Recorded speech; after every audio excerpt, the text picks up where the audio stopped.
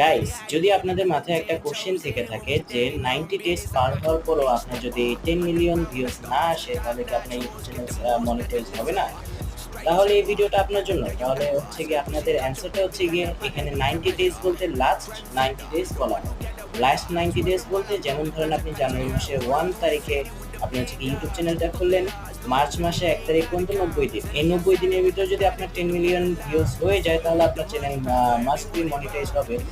আর যদি 10 million views না হয় তাহলে নেক্সট 90 ডেজ মানে হচ্ছে গিয়ে মার্চ মাসের 1 তারিখ থেকে মার্চ এপ্রিল মে মাসের 1 তারিখ পর্যন্ত আপনাকে আবার টাইম দেওয়া হবে। এভাবে সার্কেল বাই সার্কেল ঘুরতে থাকবে। কিন্তু এই জিনিসটা মাথায় রাখতে হবে, আপনি জানুয়ারির 1 তারিখ থেকে মার্চ মাসের 1 তারিখ পর্যন্ত যতটুকু ভিউ পেয়েছেন তা মার্চের 1 তারিখের পর থেকে কাটা শুরু হবে।